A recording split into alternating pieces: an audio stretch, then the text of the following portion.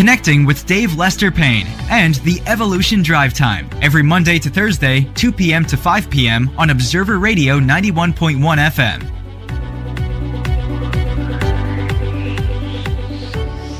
And a very special good afternoon, Antigua and Barbuda. Welcome to Connecting with Dave Lester Payne for today, Monday, the 8th of October, 2018.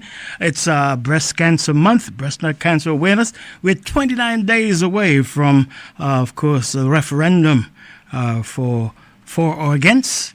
And I say welcome to all wherever you are around the world. Here's hoping you had a great weekend. Today I have members of C.C.J. Can Wait. At 3 o'clock this afternoon, I have Mr. Garfield Joseph and Uriel Hodge, Antigua and Barbuda Employers Federation. They'll be with me, and at 4 o'clock, as usual, Evolution Drive Time. We say a very special good afternoon to familiar faces, to all our friends on Facebook Live. I want to say a very special good afternoon to the lawyer that is with us.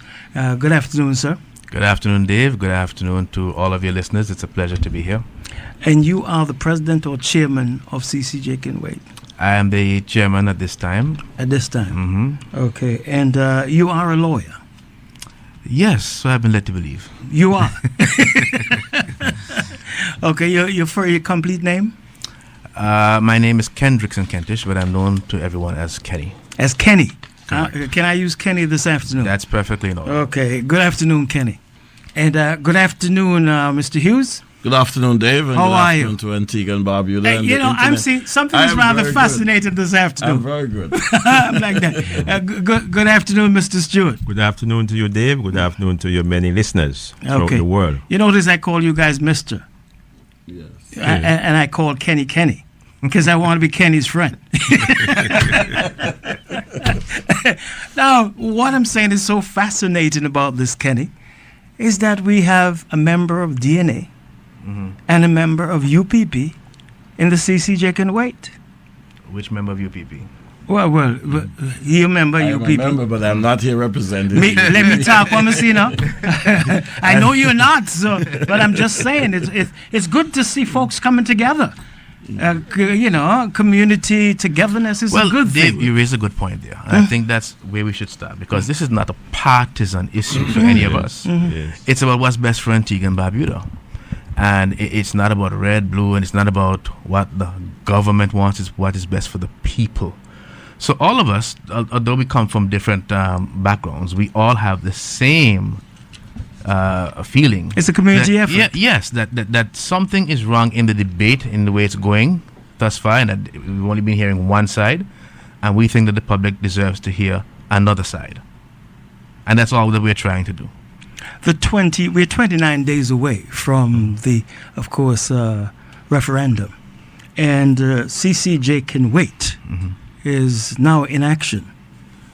What are some of the things that C.C.J. Can Wait, and not the weight of anything, but wait, stay, hold on, what is it about this C.C.J. that you think we ought to wait? Well, if I may start from the union's perspective, right? The reason why we are of the opinion right now that the C.C.J. can wait is because one of the factors that affect the working class people of this country is still yet not organized in Antigua and Barbuda, and that is the industrial court. The industrial court? The industrial court. It's not organized? It's not organized, properly constituted. There are 4 judges or 4 panel personnel who are waiting their instruments up to this moment that I speak to you. They have not been appointed via the instruments. But I thought the court was in operation. The court is in operation with 3 persons who are impaneled. Okay. The chair, the president, and 2 other members who are acting and functioning right now. We have cases in the court that are held up because of this very issue. How not so? being empaneled. There's not enough meeting. The court is not meeting the way it should if it had the proper panel in place. So CCJ. Right now, the CCJ, this is part of our overall system, the industrial court. This is the court that affects the working man and woman. And that's why the workers' union is of the opinion that There are lots of things in our society that needs to be first settled before we make that move. I will go on because Kenny's going to come back with the ordinary courts and what's happening in the ordinary courts. We can only speak to the industrial court. And as I sat this afternoon with Ambassador Keithlin Smith, I want to say this, and he said to me, the first thing you should tell Antiguans and Barbudans is that when the leaders of independence were putting together various constitutions, they took everything away from England except the justice system, because justice should not be played with or toyed with. It affects society in ways that we cannot believe. And even home here, when V.C. Byrd and the authors of the Constitution were drafting our Constitution, they did not just leave it simply to our Parliament. They did not leave it simply to a majority of 1 or 2. They said you must get a 2/3. That is to show how serious they were with justice. And we today are toying as if, okay, it's just the cost, so we lower the cost, or the cost might be different, so we can go C.C.J. We're talking about justice. And the workers' union today cannot support the move to the C.C.J. at this time, and we're saying the C.C.J. can wait. Mr. Stuart? Yes, let me just say, basically, I'll be speaking more towards the finance. But I want to say that one of the reasons why this group has come together is to let the voices of the individuals who have some difficulty at this time with the C.C.J., let their voices be heard. And we are really channeling the voices of these people. So I want to say to the nation this afternoon that our opposition to the transition has nothing to do with the competencies of the justices, because that has been said that we are speaking about their competencies. It has nothing to do with any preference for quote unquote the white man or the white woman justice. We are saying to wait, and it has nothing to do with our lack of patriotism and pride, because everybody know the 3 persons here and members within our group will lay their lives down for Antigua and Barbuda. So we want persons, as they listen to this debate, to listen to the issues that we posit on the table and judge whether we are ready to go towards the C.C.J. And I noticed since the formation of this group, we are hearing a lot of rumblings, especially from the Prime Minister. And I want to echo and call on the Prime Minister, because in the first town hall meeting, he said nobody's there representing the persons who are saying to wait. And now that a group has come, I already see some character assassination tactics going out. But we are going to keep this discussion above board and speak to the issues, because we are saying there are 2 sides to this debate, and persons are going to hear this side that we are asking the people of Antigua and Barbuda to wait, and we are going to present to them the reasons, the rationale why we are saying to them to wait. C.C.J. can wait, and they should vote no in the referendum. And clearly I heard it this afternoon, the whole discussion about the question on the referendum paper to put to the people. I am saying that has that been determined?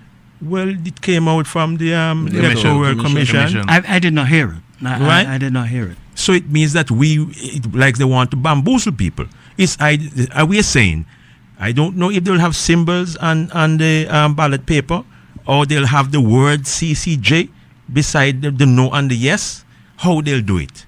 But we are calling for more clarity for that referendum question. Yeah, the question, well, I've seen it in the media, so I don't know to what extent it is accurate, but the question that is... Kenny, could you just bring this down? Bring your microphone down. The question as it is been reported in the media doesn't even mention C.C.J. No.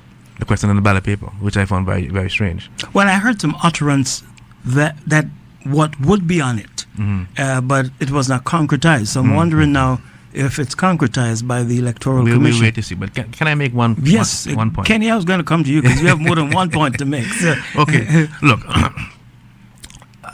the way our legal system is structured is no different from any other legal system in the Commonwealth. Okay? At the moment, we have our apex court, which is the Privy Council. Right below that is the Court of Appeal, and then below the Court of Appeal we have the High Court, the Industrial Court, and Magistrates Court. Now, Antigua is no different from any other country in the Commonwealth in the sense that most of the cases in the legal system are actually heard and determined in the lower courts. That's the magistrate court. Magistrates court, or high the court. high court. Yes. But that the role of the apex court is basically to settle the law when there is a dispute as to what the law is. That is their primary role.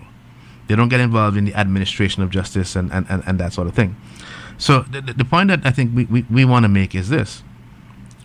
Any person walking on the streets of Antigua and Barbuda today, the likelihood that they would have to appear before the Privy Council or even the C.C.J. if we adopted it tomorrow is minimal. But the chance, Dave, that you might have at some point in time in your life to have to deal with the traffic court and the magistrates court, that's high. The family court, the high court, the industrial court, if somebody gets fired and they want to challenge it in court and so on. So there is a higher likelihood that if you had to deal with the legal system, you'd be dealing with the lower courts. And we think that right now, the lower courts need drastic revision and attention, immediate even. And that should be where our focus is. I'm not opposed to the C.C.J. Not in any way opposed to it. And as we're not challenging the competences of the judges on the C.C.J. The issues we have with the referendum, the issues we have with the appointment of the president of the C.C.J. But we as Caribbean people are not saying that Antigua and Barbuda should not accede to the C.C.J. in its appellate jurisdiction. We've got to take a break. We'll be right back. And, of course, Kenny was speaking when we took the commercial break. Yes, I just wanted to emphasize that the lower courts need dramatic attention. Now, our Chief Justice, Dame Janice Pereira, in the address which she gave, televised throughout the entire Eastern Caribbean, at the opening of the law term, highlighted many of the problems that the court now faces. Now, the court is doing a wonderful job with limited resources, but she pointed out several things. Most important of which was that she said, justice does not flow from the top going down, it flows from the bottom going up. And it mirrors what we're saying, that if you want to improve access to justice, you do it where it starts. Because for most of us, we don't file cases in the C.C.J. unless it's in the original jurisdiction. We file cases in the lower courts, and those courts need some help. Now, she said that the courts in the Eastern Caribbean are owed by the regional government some $22 million. And she gave direct examples of how that negatively impacts the quality of the justice that we enjoy at this point in time. For instance, she pointed out that there are many criminal appeals that cannot proceed because they don't have transcripts of the trial record. Every trial in Antigua and Barbuda and in the other islands, so they're recorded. There's an audio recording of the trial, but someone has to transcribe them so that the court record can be prepared. And several appeals can't proceed because of that. She gave the example of the recent appeal from Barbuda, where the court, two members of the court, it was a 3-member panel, 2 members sat in St. Lucia, another one I think was in Tortola.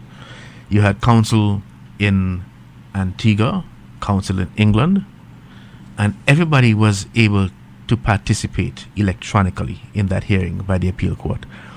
But that's not something that's being done every day because of the challenges with the equipment and so on. But that's something the court would like to do, because at the moment, the court has to travel to each of the islands for every appeal session. Now, when they travel,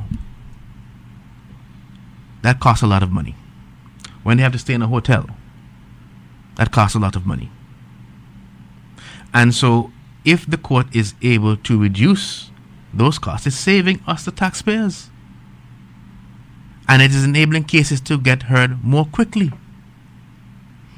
Now, I think we should be focusing our attention on things like that, the issues that she has highlighted. I've seen situations. There was a man in court the other day who gave a report to a judge that his appeal to the Privy Council could not proceed because the file in the High Court had gone missing. Now, that doesn't happen every day, but it happens often enough. And one of the things that the courts want to do is to have an e-court. In other words, that once you file documents in court, they're scanned and stored electronically. So this business about files moving and disappearing and getting damaged, we eliminate all of that. That's something that we need to do in 2018, but we can't do it because the government's not pumping money into those courts. And Stuart is going to talk about that too. Because I have a question before you move on. You mentioned, and I think I heard someone quite recently, if not yesterday, saying that each magistrate and judge, they have to write. Well, yes, they have to write to make their own notes. In the magistrate's court, I don't think the hearings are recorded, though. I have to be honest. Is it recorded in the High Court? In the High Court, they are recorded, but in the magistrate's court, they're not recorded. The magistrate has to write down everything. But judges in the High Court do write down their own notes. Some of them type them up on their laptop. And it's recorded. Yes. It's recorded. Because I want to take you back to my school years. And there's a gentleman that is very famous in Antigua and Barbuda today, Mr. Ivor Ford. I remember on Market Street, coming from school, would see him when there's a trial on.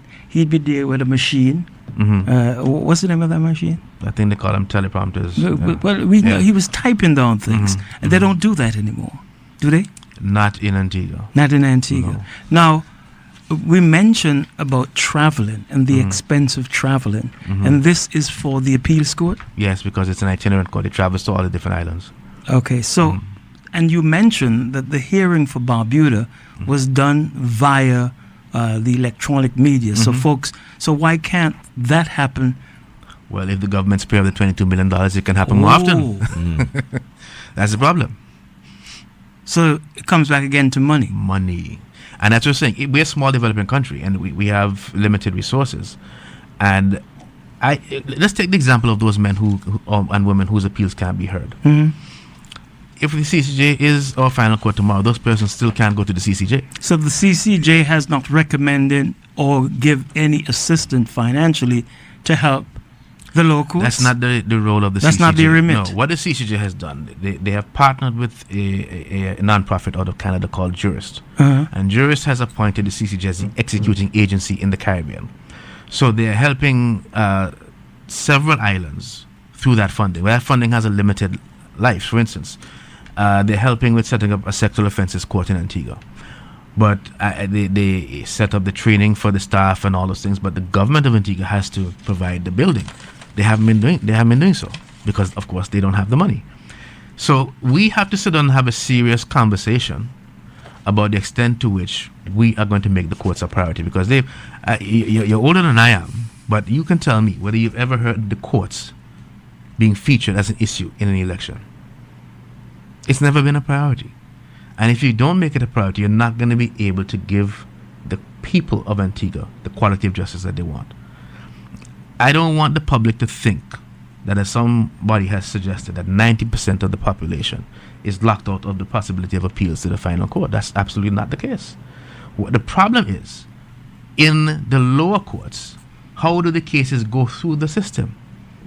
That's really what the issue is. So the CCJ can wait is that there's a problem at the foundation, and there's ways and means that it can be fixed. Yes, yeah. And you're saying fix that. Yeah. A question that I need to ask, because you mentioned it and Mr. Hughes mentioned it, the court, the industrial court. Is it regular magistrates that sits on that court? No. The industrial court is a special court. It's called a superior court of record, which means it's on the same level as the high court. But it is staffed not just by lawyers, but by laymen as well. And they're appointed to hear disputes between employers and employees. Now, as Mr. Hughes has pointed out, we have a situation where sometimes the full panel is not available because the people are waiting to be appointed. They may have a contract, but they haven't been renewed, and so they have. So those people are paid? Yes. They're paid? Yes. Oh, yes, Okay. for sure. And it should consist of how many members? Well, normally you have 2 panels of 3 persons each, normally. Okay. Right? But I think there's only 1 panel sitting now. So what that means is that you can't hear as many cases as you would want to if you had the full 2 panels sitting. And those courts are financed by the local government? Yes, they are. So it's a question of money. It always boils down to that. But the money that was sent to establish the CCJ court, that we would have put in. That was just for that court. Correct. But we are advocating for the creation of a trust fund for the lower courts. I think Mr. Justin Simon has publicly agreed with me that is something that we should be doing. Because it can't be right in 2018 that our courts have to be dependent on governments handing over money and our Chief Justice having to beg them to pay up what they owe. But just as how you can create a trust fund for the CCJ, you can create one for the lower courts so that they're independently run. And this would serve the Eastern Caribbean or the OECS? Eastern Caribbean states. The Eastern Caribbean states. Okay. And that secures their independence. So that means they wouldn't have to go to anyone for funding. In theory. But our friend Stuart will talk about that. Yeah, I'm going to get to him. I just wanted to just have a clear understanding of why CCJ can wait, the discrepancy that exists now in the local court, because you are a member of the bar. Yes. You serve, you're representing clients. So, of course, you're speaking from a point of factual understanding of what goes on in the courts. Yes. And you're not satisfied that the right things are being implemented in the courts so as to let the hearings. Yeah, I don't think governments prioritize what goes on in the courts. I mean, you may have heard that even in Grenada, I think it was the week before last, they had to shut down the courts in Grenada because of problems with rodent infestation. So no hearings could proceed. You know, and so we definitely have a problem in how we deal with the court system. The Magistrates Court in Antigua, the building has been neglected for years. The roof leaks. When it leaks, they have to shut down. They can't have any hearings. These are things that you have to start to pay attention to. So, I just want again, before Mr. Stuart starts to speak about money, in Antigua and Barbuda, because I want to focus on here, because the referendum will be held here along in Grenada, I think, on the correct. same date. Same day. That, of course, the Americans are having their by-elections. It's not by-election, midterm elections. Yes. I don't live there, so if I don't have the right stuff, I don't have the right stuff. But all those things will be happening in Antigua and Barbuda. What I want to understand, or the listeners and the viewers to understand, that CCJ can wait is not saying no to CCJ. It's saying that even though we become a member of the CCJ on the 6th? On the 6th? Is the 6th or the 9th? 6th. The 6th. That it will not have an effect on the well-beings of the lower court. Not in the way that it's being portrayed. So the CCJ will not be able to finance the development of the lower courts to the standards that we in Antigua and Barbuda would like to see it. Certainly not. No. They're not going to be pumping any money into that. No, but they're not a taxing body. They don't have the ability to tax people and raise revenue. They're dependent on the monies that the government's put in. But what they've done, as I said, is they partner with Juris, but Juris has a limited amount of money that budget. Exactly. And you're saying there's a court that can be established here, but we don't have the building. Is that in terms of what? Sorry. The same monies that are offered to Antigua and Barbuda. I think you said family court. Yes, the family court. Yes. And I the hear sexual well. offences court. Yes, yes. As a matter of fact, it's old Parliament building that's been earmarked for it. But the government that's has in a been dilapidated state. Yes, the government has been promising that's going to be the family court for over 3 years now. Okay, so we got that out of the way. This is one more question before we get to the finance. What would it take for them to finance the courts of the Eastern Caribbean like they did for the CCJ? Do they need laws to be passed for them to do that? I would think so. That would, I think, also require some sort of constitutional amendment. But would that need a referendum? Yes, it would. It would? Because the provisions in our constitution dealing with the courts are entrenched. All of them. So it would also require... Even the funding of the courts? Well, it doesn't address specifically the funding, but I would think that if you're going to be looking at addressing it so as to give the court that complete independence, you would have to do some sort of constitutional amendment. Okay, but okay. All right, we move on. Money. You see, because you have been speaking money there, Dave, and this is the perception that is being given to the public that the CCJ, the financing of the CCJ is done into perpetuity, which is not so. Because you're saying, if I was hearing you correctly, that the CCJ will help to finance the law court. No, I was posing a question. Okay. If it does. Because at the end of the day, the CCJ will not be in a position to finance itself if the government don't top up and inject more monies. In what? Into the trust fund. But before you go any further with that, The trust fund was $100 million. Yes. It's now with my 85 million. 80 plus million. Yes. The court, that money should have been invested in whatever form, the investment. I don't think the money is just sitting there and say use it until it's finished.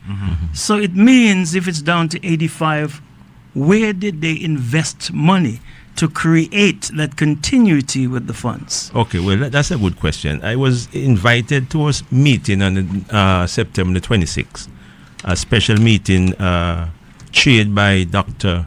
Linton Lewis, the chairperson of the C.C.J. Trust Fund. And I sat quietly and I got a lot of information. They invested the money in all different types of security. So the monies, the 100 million at the time, 13 years ago, was invested. But you can see that of that 100 million, 15 million of that principal sum have been used to assist in the financing of the court and in the administration of the fund, right? So basically, he reported, and from the financials that I got from their website, $90 million have been spent in 13 years for the administration of the court costs and also the fund. 90? 90. No, wait a minute. 90 million Yes. has been spent already? Correct. So how come if you have 100 million Yeah. and you spend 90, Yeah. you still have 85? Right, because some of the money spent were from the returns, the Of investment. the investment. Correct. Because bearing in mind, you know what, that 1 million is in the bank as far as the investment is concerned. If you have $1 million in the bank and it stays there, at the end of the year, you should have a tidy sum. Correct. You see, the investment would have made returns over the years, right? So that if you take the 15 from the 90, those the difference would have been the amount spent from investment or earned by the fund, so that they could spend on their. So they got some good returns in the investment. Hold on, because the returns that they have received, the average return over the years, over the 13 years, represent about $5 million. $5 to $6 million annually. From 100 million? Correct. Because the average return, according to the figures given to me, by the data given to me by Dr. Lewis, is 5.2%. Right? Years they made good return. Some years they made negative return. So the average over the 13 years, about 5. Let's say 5%. That worked out to be about 5 million, and as the principal fund is being depleted, the return is going It's down. going to be smaller. It's smaller.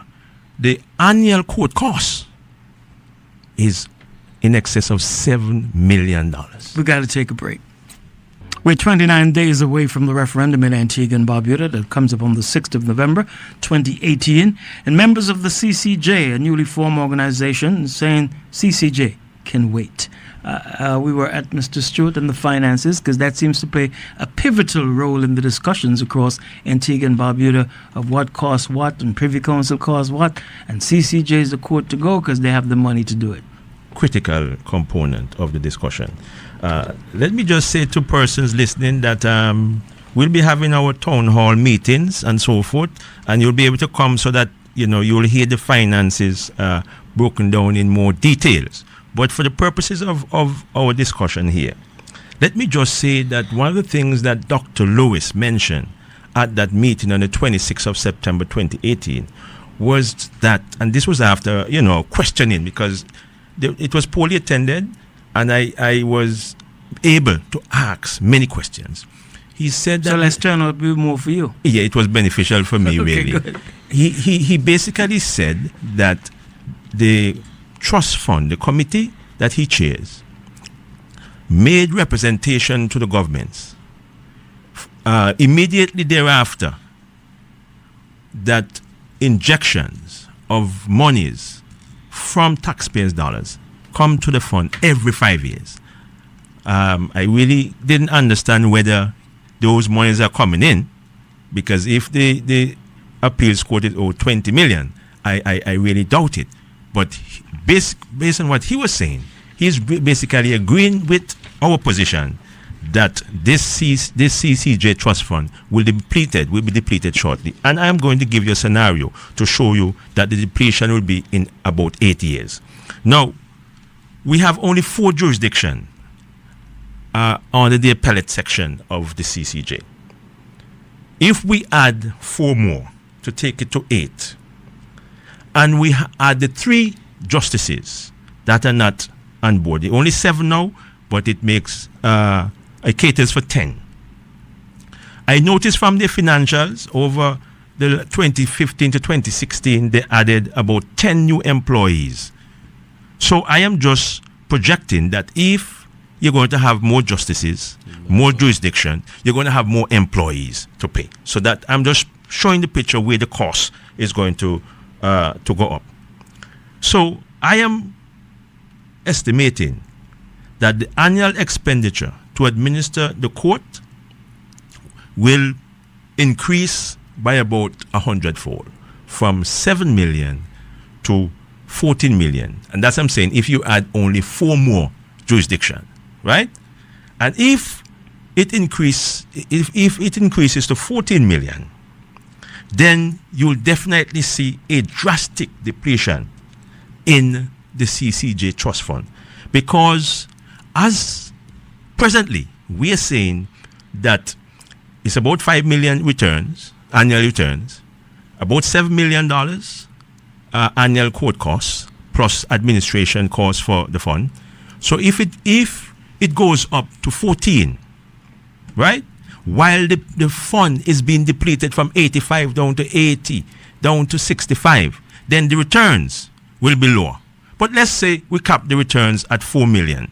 So we have revenue coming in, 4 million, expenses, money going out, 14 million. There's a spread of 10 million. And if we have 85 million now, it will take 8 years to liquidate the balance. Did I hear you correctly that he said that there had to be a top-up like every 5 years? He said that they'd made recommendations. Yeah, but the original amount was 100 million, and then the governments walk away. Right, but you see, they're telling persons out there, and I've seen it on their website, and I've heard them, it's recorded, that this $100 million, you have paid for your court already. Mm-hmm. Mm-hmm. And it's paid in perpetuity. And you're saying the gentleman who is in charge of the finances is saying that they have made recommendation for a 5-year top-up. That's right. And he said so because I felt at the time he really didn't know me and he didn't know my position. He felt everybody there I was biased towards CCJ.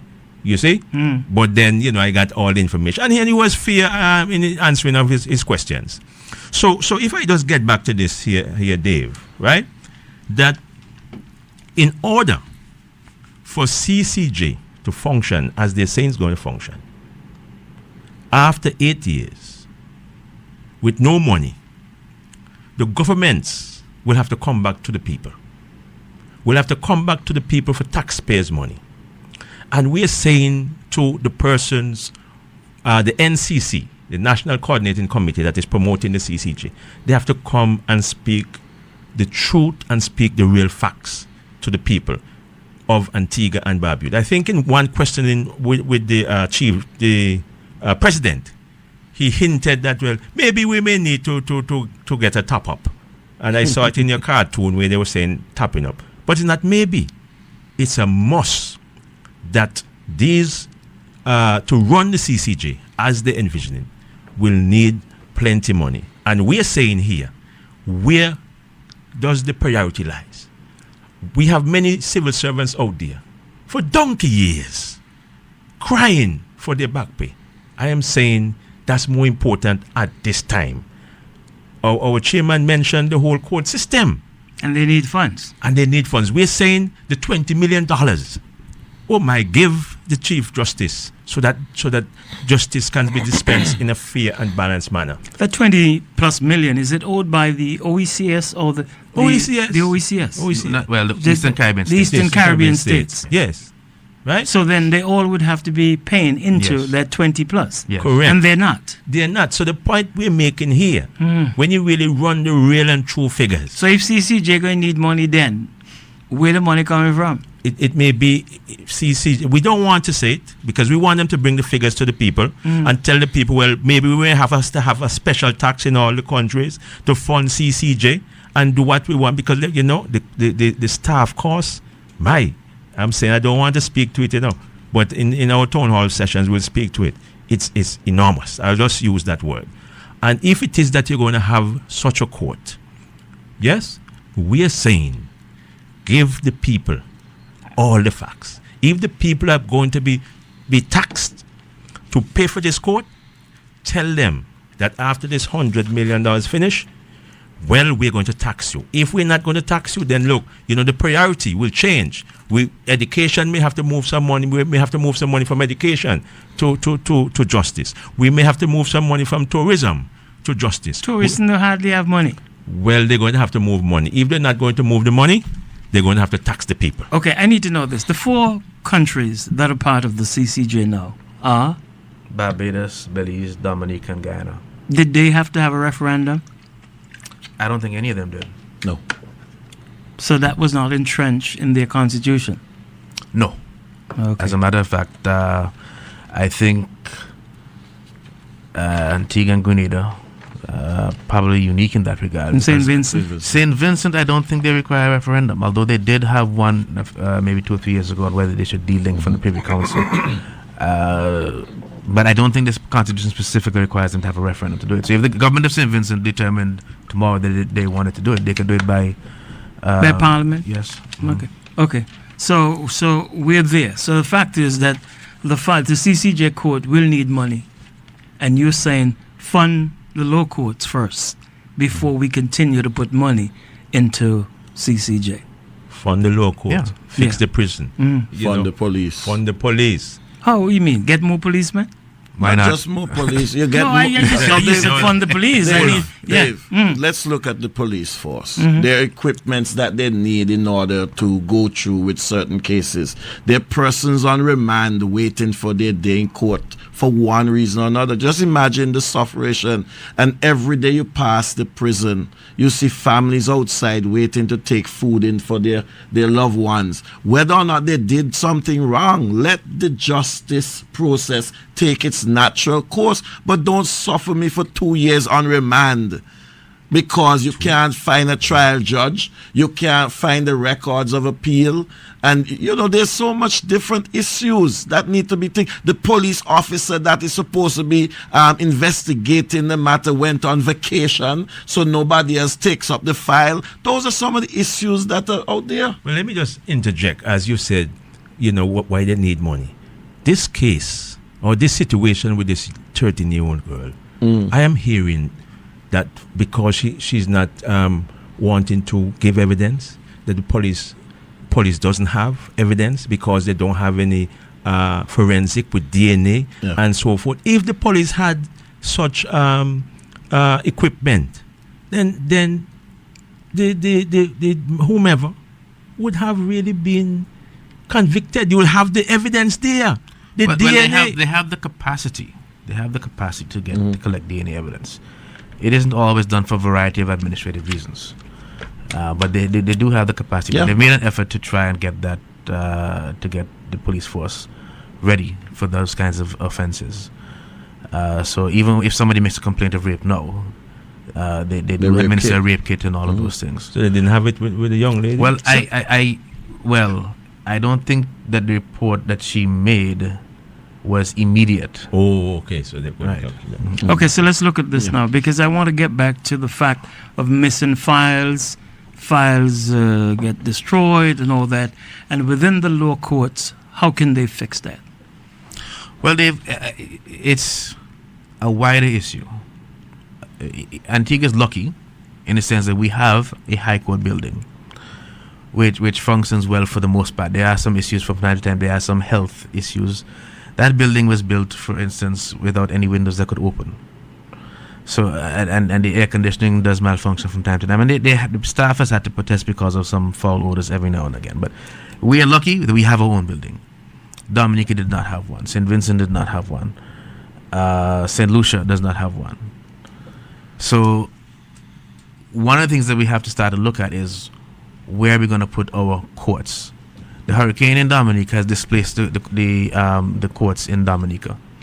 So a lot more trials are not being heard because they're using very temporary facilities which cannot accommodate the full court staff. In Antigua, as I said, we need to address the question of putting the magistrates court in a decent building. We need to look at probably moving the industrial court because it's not in a building that's user friendly for people with disabilities and so on, because they have to climb 2 or 3 flights of stairs to get to the court. So we have to look at those types of issues. Now, listen, there is no legal system in the world that's perfect. I'm not asking for us to correct every single problem in the legal system, but there's some glaring problems out there that demand attention. Is it doable? Yes, they are. They're all doable, but you need a plan. And you see, again, coming back to this referendum, I need to make one fundamental point here. From talking to people throughout the length and breadth of Antigua, there is a problem with a lack of confidence in the judicial system for a variety of reasons. Some of them are valid, some of them are not valid, but people generally have this problem.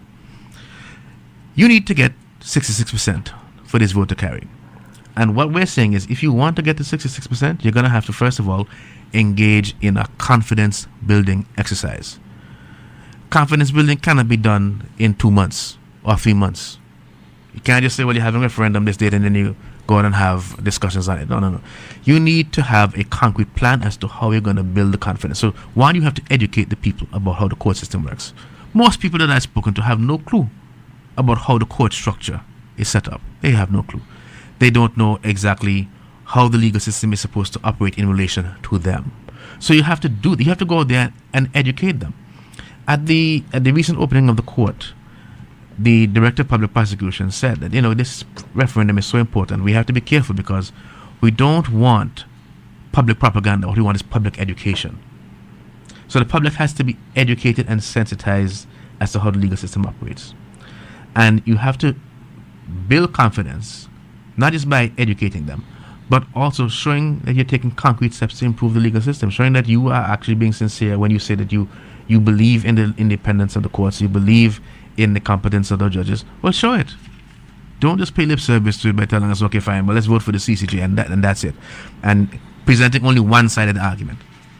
What we would love is for the government to actually call us and say, listen, come and talk to us and tell us what you think we can do. Because listen, what we're trying to tell the government is you can get to the 66%. You can bring down the microphone. Yeah, you can get to 66%, but you're going to need to do some things, which you have not been doing. That's what we want them to do. The fact is that there's an option out there that they can educate the people and they can benefit from the education of the people. Yes. In America, everybody knows the Declaration of Independence and they know how the court system is because they're taught civics in schools. We don't have that. So we have to play catch up. And I think we could, with an aggressive campaign, begin to educate the people. Because, as I said, people lack confidence in the court system for some reasons which are valid and some which are invalid.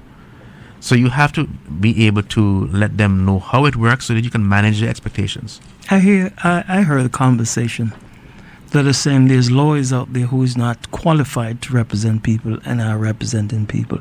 Is that so? I don't think so. I've never heard that. I don't know. Well, I've heard it. I've heard it saying that some lawyers who know that they're not or they should not be representing clients. I want to know, how does don't you have to present a document and well, in the legal system for you to... As far as I know, all of us get annual practicing certificates. If your certificate is not valid, the judges have a list of those lawyers who've and actually they paid would up. know. Yes. So the possibility of one who is not valid representing client is not possible? Well, let me put it this way. I don't think such a lawyer could appear in a courthouse. But from the conversation that I've heard, it seems like it's the lawyers who are causing the problem and delay of some of the cases. I heard that too. I heard Mr. Asafan made that comment the other day. I found it strange that Mr. Asafan would choose to make that statement. But let me tell you something. In the court system today, judges are actually encouraged not to grant so many adjournments. So when I first got called to the bar in 1997, a lawyer could turn up in court and say he wants an adjournment. And, if it was a senior lawyer to me, I would feel obligated to agree. But it's no longer like that. The judges are the ones who manage and take control of the courts. So they don't grant adjournments just like that. I mean, I was wondering, how could the lawyers be blamed? It's not up to the lawyers. It's up to the judge. The judge grants the adjournment. So the delays are really a function of what happens in the system. For instance, right now, we have 2 civil judges and 2 criminal judges and a master. And I have to be honest about it. I mean, we probably need more judges. We have more lawyers now in Antigua and Barbuda. And a lot of these lawyers are practicing on their own. And a lot of them are doing a lot of litigation. And so they file a lot more cases. And so the system has to be able to cope with all the new cases that are being filed right now. I had a very interesting conversation with Sir Dennis Byron, the former president of the court. We had lunch a few weeks ago. And I actually suggested to him some reforms that we could have in the high court system with case management and so on. So although I think we have a good basic structure, there are some problems which are popping up, which we need to address. But to say that lawyers are responsible for the delays, I think is misguided. It is not so. We have a system that is built on the expectation that we'd have X amount of cases. But we now have X times 10. Gentlemen, I'm looking at the clock on the wall and saying I only have 9 minutes, and there's so much more we can. But Mr. Hughes, I want you to go to a case that was taken quite early to the Privy Council, and why it was taken to the Privy Council, and the litigants in that situation were who? Yeah, well, let me say this. The Antigua and Barbuda Workers Union does not take the justice system lightly. And we have had to go to the Privy Council on several occasions. Our sister union, the Antigua Trades and Labor Union, has gone to the Privy Council. But I think what is pointed is that the Antigua Trades and Labor Union was one of the first unions to take a matter to the Privy Council. And that involves a lady by the name of Gertrude O'Neill. And those senior members in the ATNLU will remember that case where union leaders, the then union leaders, Novell Richards and V.C. Bird and so on, had to wage a protest against the employer, Gertrude O'Neill. That case was fought in every way to the extent that the employer brought a case against the union for not filing its accounts to the Register of Trade Unions on time, and the union was sanctioned by the courts for not filing. It went to the Privy Council, and all the arguments of the lawyers. And I just want to quote something here from the judgment, which was written in the book for Sir Keith Smith, No Easy Pushover. It said that in 1960 was when the Privy Council handed down its decision on the O'Neill case. And that was the 21st birthday of the union. ATNLU, 21 years old then, and went to the Privy Council. And it says that that year the Privy Council finally brought down judgment in the O'Neill case, agreeing that the ATNLU agreeing with the ATNLU that a trade dispute existed, and the Privy Council called the O'Neill's lawyers' argument strangely out of date because their interpretation and the Court of Appeal interpretation on the whole question of the word workman was wrong. We went to the Privy Council with the waterfront workers over the whole question, Dave, of the royalties, because there was a change now from break bulk cargo to containerization. And we were putting proper procedures in place that when they shifted from break bulk to containerization, that the workers would not lose. And at every court, we lost except the Privy Council. And the Antigua and Barbuda Workers Union is very clear on our position. We're not saying no conscience vote. We're saying vote no. We are leading and saying to our members, vote no on referendum day. Vote no, because at this point in time, we are not yet ready to make the transition. We're not ready to make. We're not telling you, oh, because Dave, your conscience can play with you, you know. Mm-hmm. Your conscience can play with you. People can influence you up to the time you're in the line going to vote. So make up your mind. Working class people in this country must make up their mind and be resolute in their position and vote no. Just vote no, because we're not ready at this point in time. Who are the people, Dave? Who are the people who are affected? Brother Kemmy Kentish said justice don't start at the top, you know. Justice not starting at the Privy Council. It's not starting at the C.C.J. Justice starts from the time you're arrested, from the time your employer fire you at the Labor Department, from the time you find yourself in a dispute. That's where justice starts. And if the system is not in place to administer the level of justice, you're not going to make it to the Privy Council or the C.C.J. And always saying, let's get it right. Let's correct the system from the bottom up. Let's start to get things properly in place. So we should not be asking the ordinary citizens of this country to say, oh, we're already there and we're making it into an issue of white man this and cost factor. Oh, the poor man can't pay to go Privy Council. Will the poor man be able to pay to go C.C.J.? The cost is going to be less. It's going to be zero for the poor man to go C.C.J. Let's ask. They must answer these questions. Is the government and the camera? Let me say this, Dave. I want to do a parting shot here. If I was the Prime Minister of this country, I would fire Dr. Clarence Henry, because he has made a mess of this whole referendum, a mess of the debate. For 2 years, since 2016, they've been having this debate on C.C.J.